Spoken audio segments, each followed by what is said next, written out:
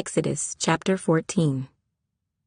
Now the Lord spoke to Moses, saying, Speak to the children of Israel, that they turn and camp before Pi-hahiroth, between Migdol and the sea, opposite Baal-zephon. You shall camp before it by the sea. For Pharaoh will say of the children of Israel, They are bewildered by the land, the wilderness has closed them in. Then I will harden Pharaoh's heart, so that he will pursue them, and I will gain honor over Pharaoh and over all his army, that the Egyptians may know that I am the Lord. And they did so. Now it was told the king of Egypt that the people had fled, and the heart of Pharaoh and his servants was turned against the people. And they said, Why have we done this, that we have let Israel go from serving us? So he made ready his chariot and took his people with him. Also he took 600 choice chariots, and all the chariots of Egypt with captains over every one of them. And the Lord hardened the heart of Pharaoh, king of Egypt, and he pursued the children of Israel, and the children of Israel went out with boldness.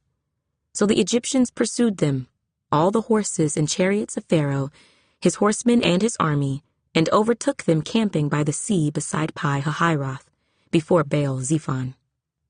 And when Pharaoh drew near, the children of Israel lifted their eyes, and behold, the Egyptians marched after them. So they were very afraid, and the children of Israel cried out to the Lord. Then they said to Moses, Because there were no graves in Egypt, have you taken us away to die in the wilderness? Why have you so dealt with us, to bring us up out of Egypt? Is this not the word that we told you in Egypt, saying, Let us alone that we may serve the Egyptians? For it would have been better for us to serve the Egyptians than that we should die in the wilderness.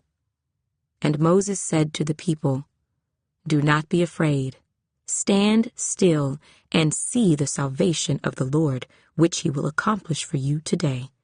For the Egyptians whom you see today, you shall see again no more forever. The Lord will fight for you, and you shall hold your peace. And the Lord said to Moses, Why do you cry to me? Tell the children of Israel to go forward. But lift up your rod and stretch out your hand over the sea and divide it.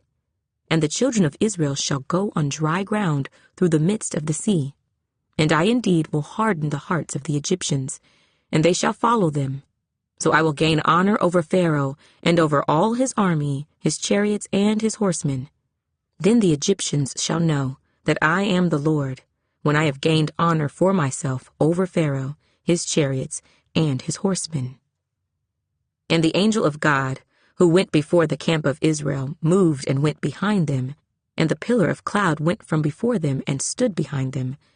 So it came between the camp of the Egyptians and the camp of Israel. Thus it was a cloud and darkness to the one, and it gave light by night to the other, so that the one did not come near the other all that night. Then Moses stretched out his hand over the sea, and the Lord caused the sea to go back by a strong east wind all that night, and made the sea into dry land, and the waters were divided. So the children of Israel went into the midst of the sea on the dry ground, and the waters were a wall to them on their right hand and on their left.